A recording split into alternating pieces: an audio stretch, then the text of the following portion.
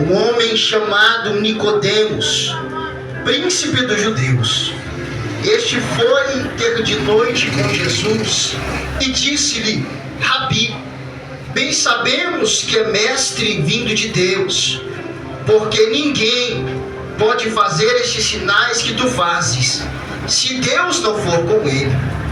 Jesus respondeu e disse-lhe: na verdade te digo, que aquele que não nascer de novo não pode ver o reino de Deus. Disse-lhe Nicodemos: como pode um homem nascer sendo velho? Pode, porventura, tornar a entrar no ventre de sua mãe e nascer? Jesus respondeu: na verdade te digo, que aquele que não nascer da água e do Espírito não pode entrar no reino de Deus. O que é nascido da carne é carne, e o que é nascido do Espírito é Espírito. Não te maravilhes de ter dito: necessário vos é nascer de novo. Você pode se assentar, glorificando o nome santo do Senhor, que é digno de toda honra, que é digno de toda glória. Amados, nós estamos diante de um propósito a qual o Senhor deu a nossa missionária Laura, que se baseia em Jeremias, no seu capítulo de número 18, na qual vai dizer que Jeremias, ele é compelido pelo Senhor a ir a uma olaria e lá observar aquilo que o Senhor estava fazendo. E a resposta para o povo de Israel se basearia na compreensão de Jeremias, no entendimento de Jeremias, baseado naquilo que Deus queria que ele enxergasse.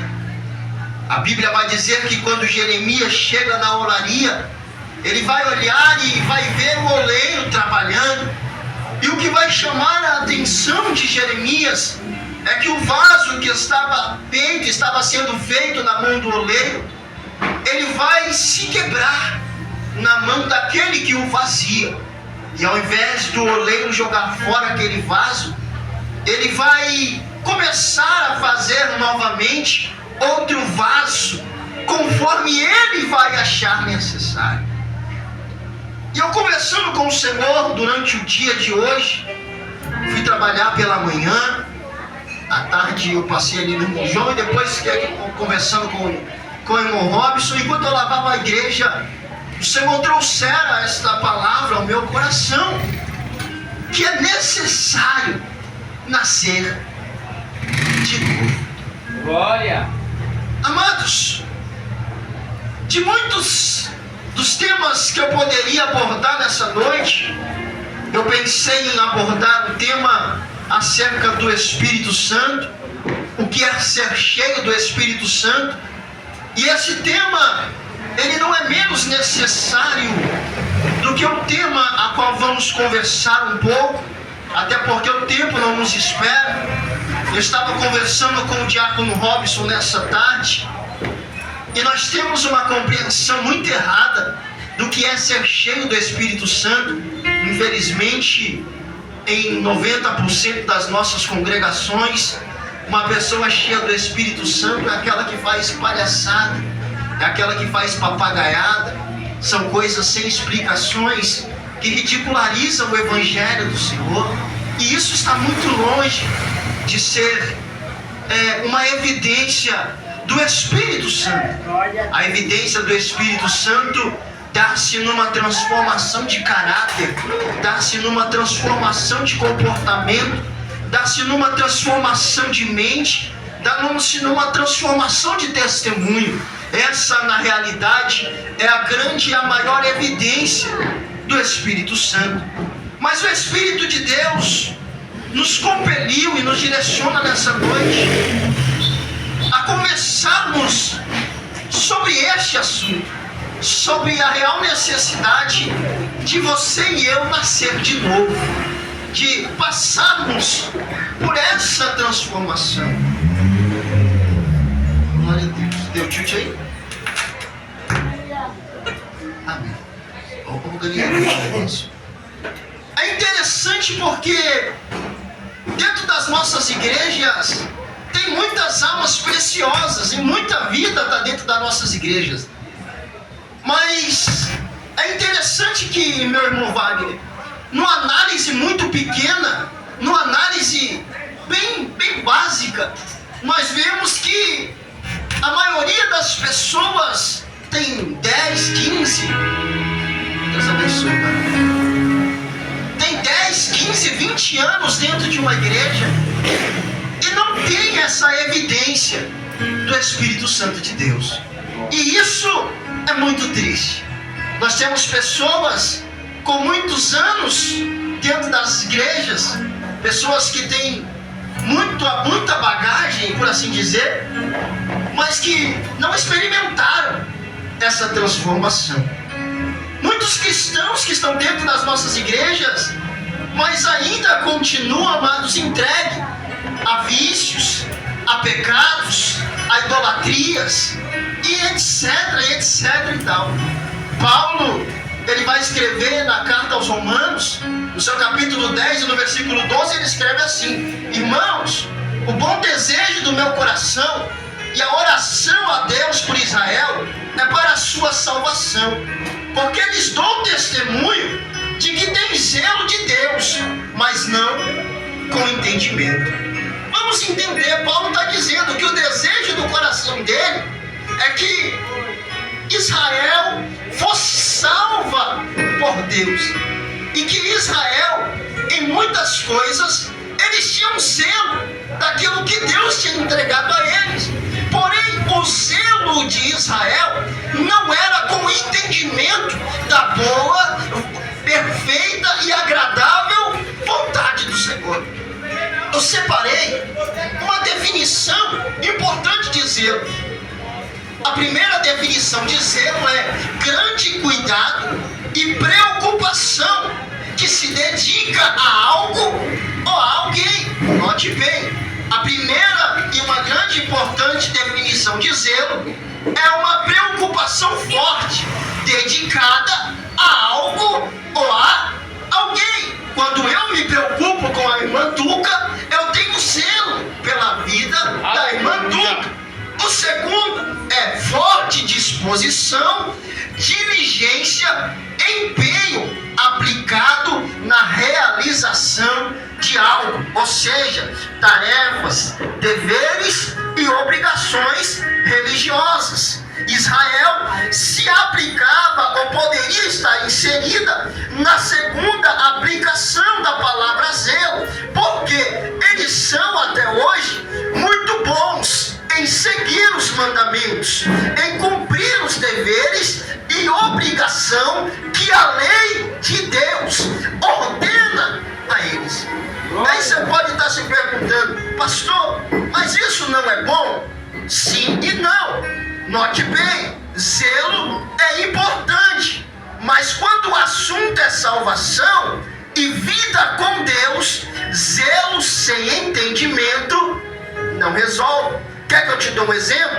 A Bíblia vai dizer que Jesus chega no templo num dia de sábado, e quando ele cura alguém que está dentro do templo, os sacerdotes vão questionar aquilo que Jesus estava fazendo, porque no entendimento deles e no zelo que eles tinham pela ordem de Deus, Jesus estava quebrando o sábado, que para eles é um dos mandamentos mais importantes. Jesus vai olhar para eles e vai dizer: olha, vocês até que entenderam bem a ordem de meu Pai, porém, até mesmo no dia de hoje, meu Pai continua trabalhando, meu Pai continua exercendo aquilo que Ele determinou desde o princípio. Ou seja, muitas vezes, se eu tiver zelo e não tiver entendimento daquilo que Deus quer,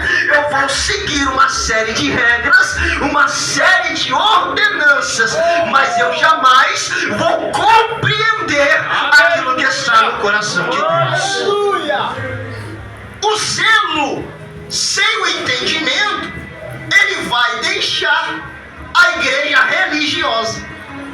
zelo sem o entendimento vai deixar a pessoa mais religiosa. A gente poderia citar uma pessoa que é da igreja católica, não estou dizendo do que só vai na missa de domingo, aquele que faz a crisma, aquele que faz a catequese, que segue os dogmas da igreja católica, ele vai seguir à risca, sem quebrar nenhum mandamento. Se a gente vai trazer para o cristianismo, um cristão que tem zelo sem entendimento é um cristão que ele é muito bom em obedecer a doutrina da igreja. Ele vai ser exemplar na sua vestimenta, ele vai ser exemplar na sua postura aparente, porém o seu coração e o seu entendimento não vai ser renovado, ou seja, ele só é capaz de fazer aquilo porque alguém está dizendo para ele fazer. Ou seja, ser religioso é alguém que vive a sua vida seguindo as regras de uma religião. Aí você pode estar se perguntando, mas pastor, qual é o propósito dessa mensagem? É muito simples, é abrir o meu e o seu entendimento espiritual para compreender o que é este assunto indispensável para a sua salvação. Vamos entrar no texto.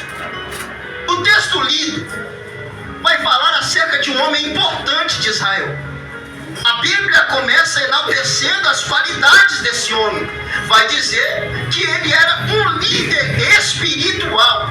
Para os irmãos que não têm muito entendimento, ele seria tipo um pastor, um teólogo importante, um homem que conhece a Bíblia de trás para frente e de frente para trás. Esse é o homem que vai conversar com Jesus. No versículo 2, ele vai até Jesus e vai reconhecer que o ensinamento de Jesus é proveniente da parte de Deus. Porém, Jesus vai confundir Nicodemos, que ele vai dizer: na verdade te digo, que aquele que não nascer de novo não pode ver o reino de Deus. Aleluia. Note bem, é possível eu estar dentro da igreja, eu ler a Bíblia todo dia e ainda assim não compreender quem é Deus. Aleluia. É possível, porque o homem, irmão Robson, que está conversando com Jesus, o que você perguntasse para ele acerca de Gênesis, ele sabia. O que você perguntasse para ele acerca do Êxodo, ele sabia. O que você perguntasse a ele acerca de Levítico, ele ia saber. De Números e Deuteronômio, a mesma coisa. Um homem entendido em toda a Torá e no Pentateuco. Um homem que compreendia e ensinava. Porém, quando o assunto era reino, quando o assunto era misericórdia, quando o assunto era compaixão, quando o assunto era entender aquilo que Jesus estava fazendo para a salvação de toda a humanidade, ele não compreendia o propósito de Deus. Eu abro aqui um parênteses e começo a aplicar de uma forma muito simples. Quando eu não entendo o propósito de Deus, eu vou sempre questionar aquilo que o Senhor está fazendo.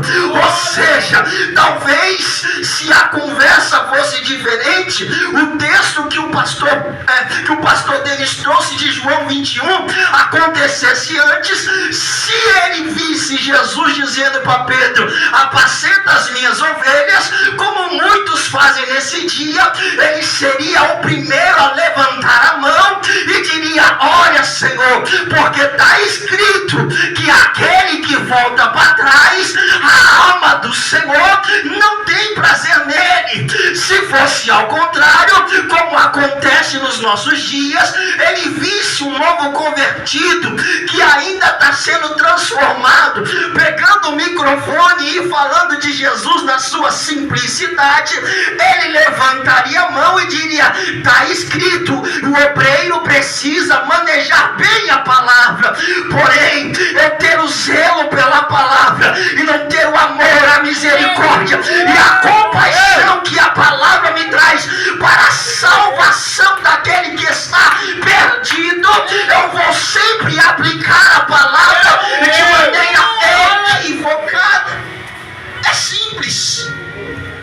Jesus olha então para ele e vai dizer: se você não nascer de novo, você não vai ver o reino de Deus mesmo obedecendo os 613 mandamentos da lei de Moisés. Simples assim. Jesus, ele estava dizendo apenas uma coisa para Nicodemos: o que vai mudar a sua vida não é a quantidade de mandamento que você está disposto a obedecer. Quer que eu aplique de uma forma simples na sua vida?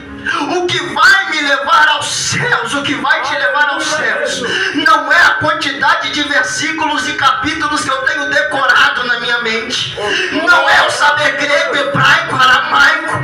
Não é eu saber e conhecer toda a parte hermenêutica, toda a parte homilética, toda a parte de oratória de um bom pregador. É a disposição que eu tenho de a cada dia mais me parecer com aquele que morreu pela minha e pela sua vida.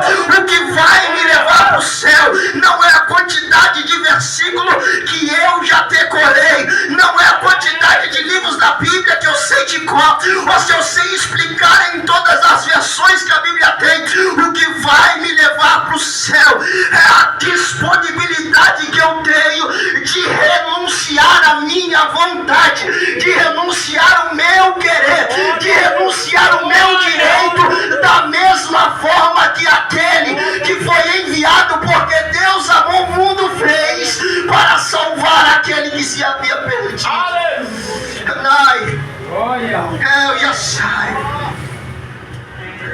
Aleluia! Pastor, então Nicodemos, qual era o problema de Nicodemos? Mas ele tinha o zelo pela lei de Deus, mas não tinha zelo pela criação que Deus tinha feito. E nós vivemos isso, minha irmã Maria, nossos dias. Pessoas que têm zelo pelas quatro paredes, pessoas que têm zelo, olha aí, pelo púlpito apenas, mas não têm zelo por aqueles que estão sentados. Eu conversando com um irmão esses dias, e ele chegou para mim e disse assim: na minha igreja, e eu já fiquei olhando para ele, quem me conhece sabe como eu sou. Na minha igreja, uma mulher de calça, ela não sobe no púlpito. Eu sabia. Na minha igreja, um novo convertido não tem oportunidade, e eu quero. Na minha igreja, um jovem que está em pecado não pode cantar no grupo de jovens. Aí eu olhei para ele e falei: tudo isso é na sua igreja, mano? Falei, na de Jesus. Ele pode fazer tudo isso. Ele olhou para mim e disse: você está doido? Eu falei: não, mano. O Espírito que está no altar, que santifica o altar, é o mesmo Espírito que santifica a igreja. O Espírito que está me usando para falar com você é o mesmo Espírito que está te confortando, te abraçando, te levantando e te renovando nessa noite. Quem faz separação entre as coisas é o homem. É um só Espírito que santifica a igreja. O mesmo Espírito que está com aquele que está com o microfone é o Espírito que está dentro de cada um que está sentado me ouvindo. Oh, glória! Aleluia! Fala dele. Não tem mais espírito de altar e não tem mais espírito de igreja. Pastor, prova isso com Bíblia. Eu te provo muito simples. Lá no Evangelho de Mateus, quando na cruz do Calvário Cristo olhou para cima e disse: Pai, nas tuas mãos eu entrego o meu espírito, o que causava separação foi rasgado de cima. Aleluia! Não tem mais só santidade no altar, ou seja, o que está santificando esse quadrado aqui que eu estou usando para falar com vocês, está santificando esse quadrado que está separado. Não tem divisão, é o Espírito só. Pastor, o Espírito não desce mais sobre o altar? Não. O Espírito não desce mais só sobre a nave da igreja? Não.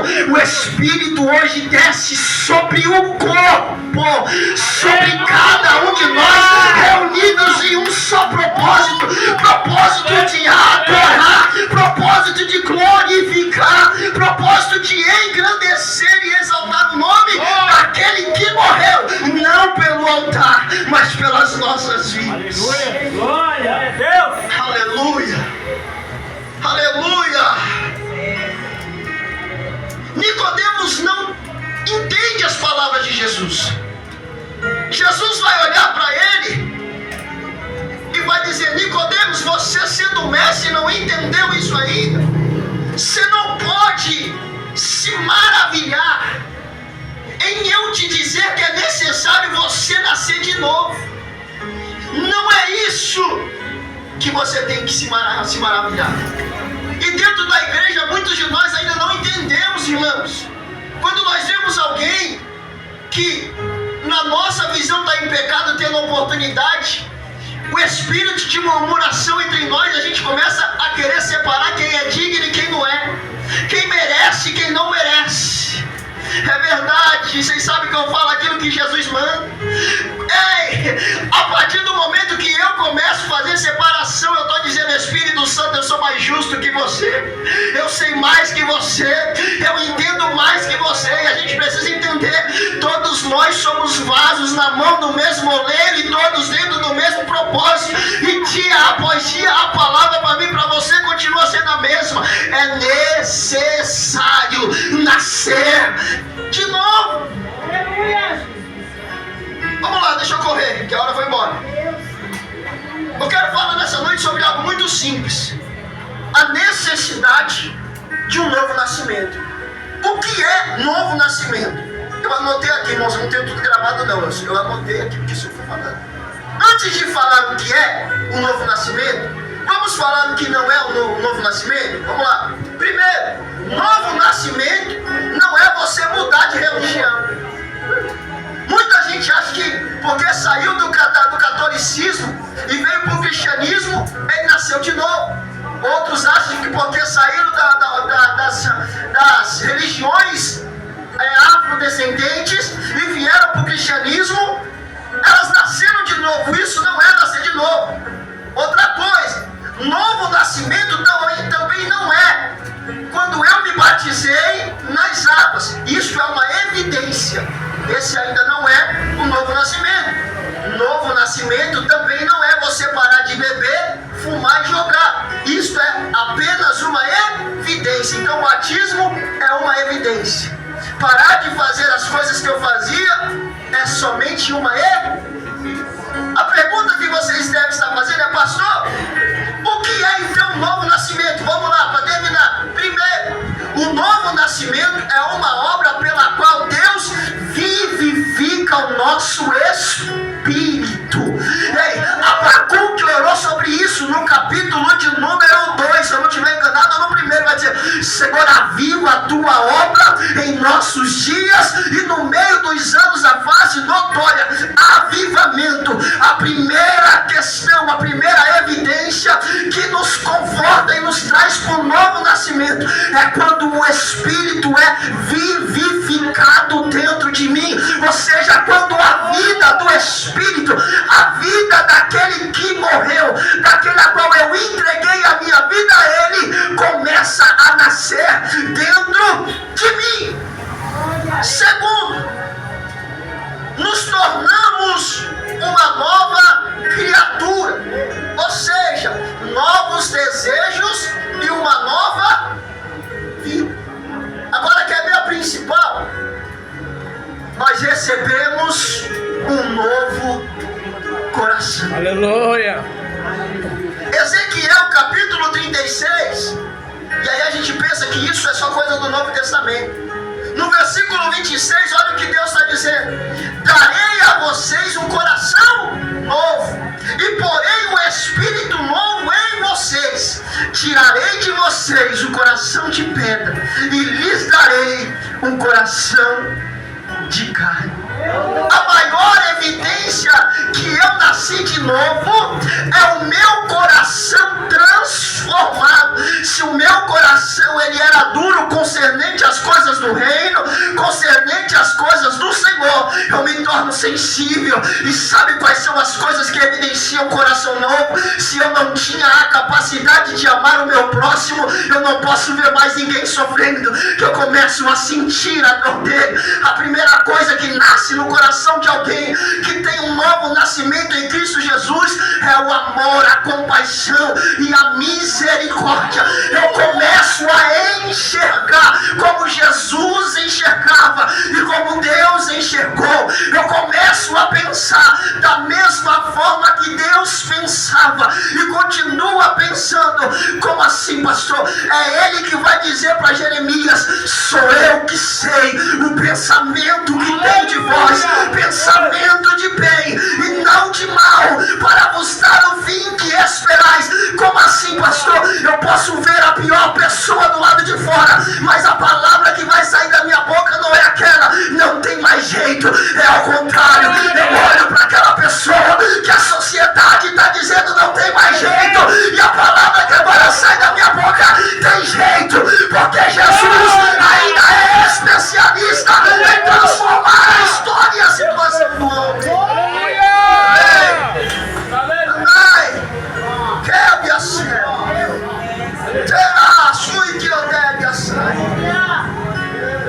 Então, pastor, como é que eu faço para nascer de novo? Vou te dar 3 condições para terminar.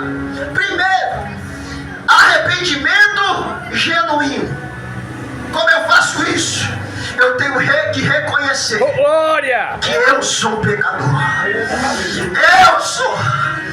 O problema da igreja é que a gente reconhece o outro. Ah, meu Jesus! A gente reconhece quem está lá fora como pecador, mas quer que eu te fale uma grande verdade? Muitas vezes os piores pecadores estão sentados dentro dessas cadeiras, estão sentados dentro das 4 paredes, estão com as mãos estendidas, estão com os microfones, estão com as melhores gravatas, estão com os melhores crachás. Os maiores pecadores muitas vezes estão com os microfones na mão e dizendo para o povo se consertar. É verdade, meu irmão. Romanos, capítulo 3, versículo 23, Paulo escreve: todos pecaram. Todos pecaram. Primeira coisa, entrega e rendição total a Jesus. Por que, pastor? Se eu reconheço que eu sou pecador, eu reconheço que tem alguém que pode me salvar. Se eu reconheço que eu sou pecador, eu reconheço que é um Salvador.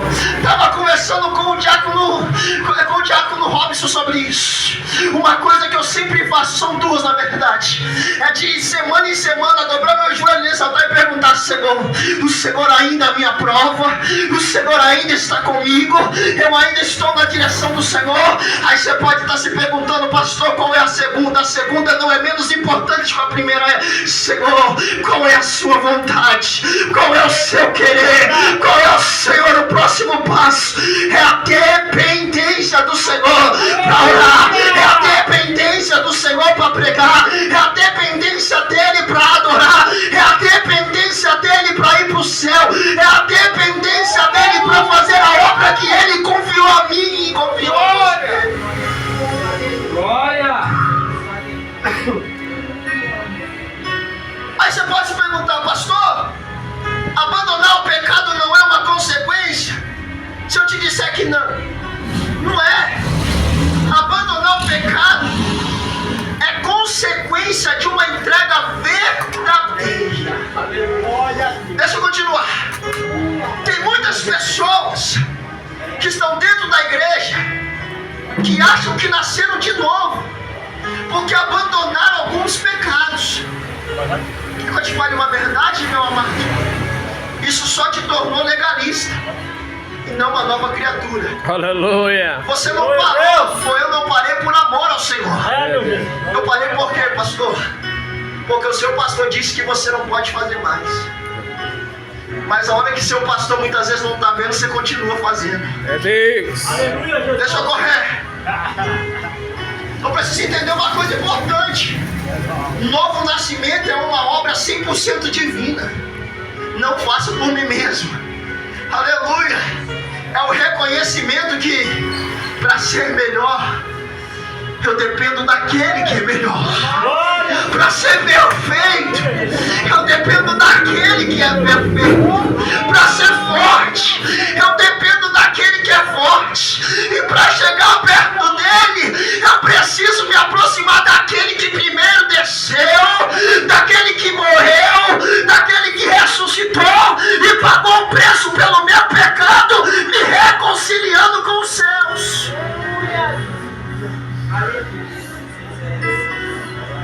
Aleluia, aleluia. Deixa eu correr aqui que eu não tenho mais tempo.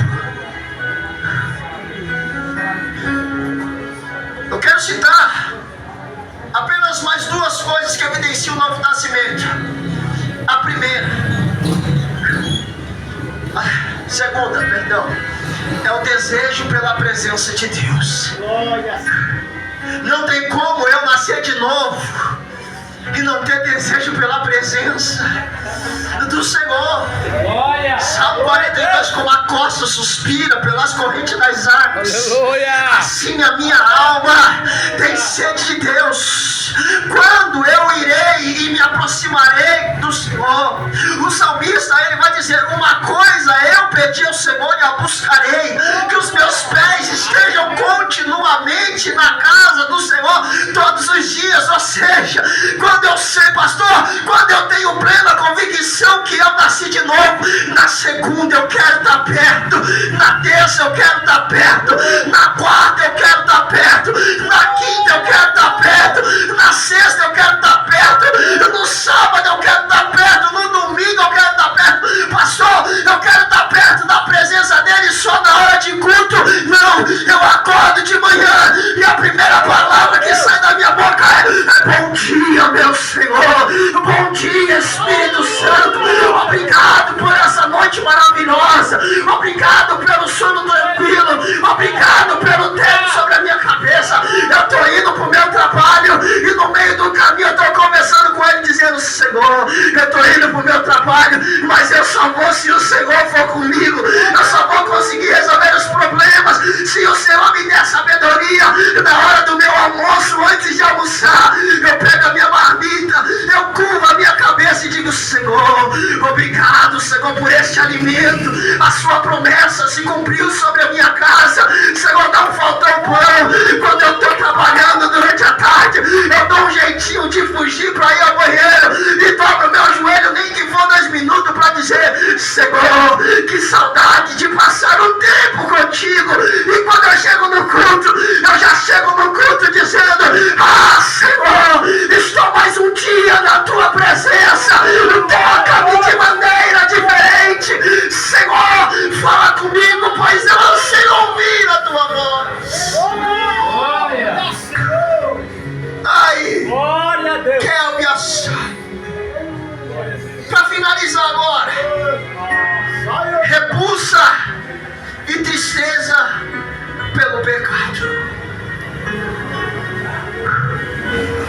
Aversão ao pecado, e eu vou provar com Bíblia. Ezequiel 36:31 vai dizer: tereis nojo de vós mesmos por causa das vossas iniquidades e das vossas abominações. Segundo, Davi no Salmo 38, verso 18, parte B, ele vai orar, o Senhor vai dizer: entristeço-me por causa do meu pecado. Ou seja, quando eu nasci de novo, a vaidade vai embora, o prazer pelas coisas do mundo vai embora, as obras da carne não mais me satisfazem. E eu não poderia finalizar com a parte mais bonita, que é a evidência, e eu já estou fechando a minha Bíblia, de um novo nascimento. Me pergunta qual é? Pergunta todo mundo. É a certeza da minha salvação.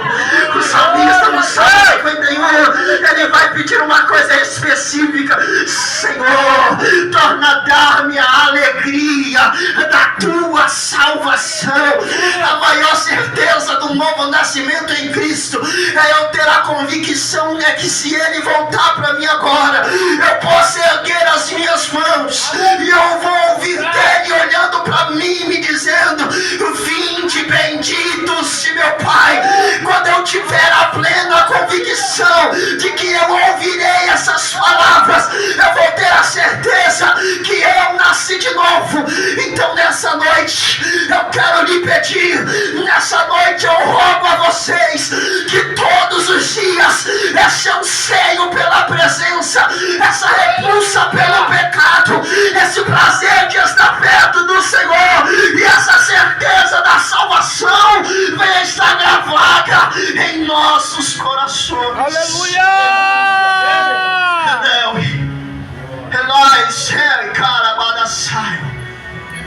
Que levante o povo sério que andai.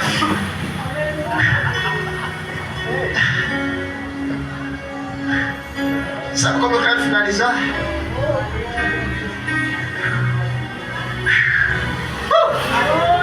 Quero finalizar dizendo o seguinte: não é o tempo de crente Oh, glória!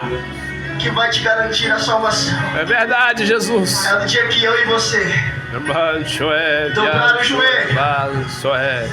alai, diante do Senhor e dizer: Senhor, eu preciso, eu desejo, eu necessito nascer de novo. Aleluia! Ah, Senhor, cria em mim, Senhor. Ah, Senhor, cria, Senhor, na sua igreja, cria no seu povo, Pai, essa convicção, esse desejo, Senhor, de ser transformado pela tua presença. Amém? Amém! É só isso. Se coloca de pé em nome de Jesus. Quero agradecer aos irmãos. Deixa eu respirar.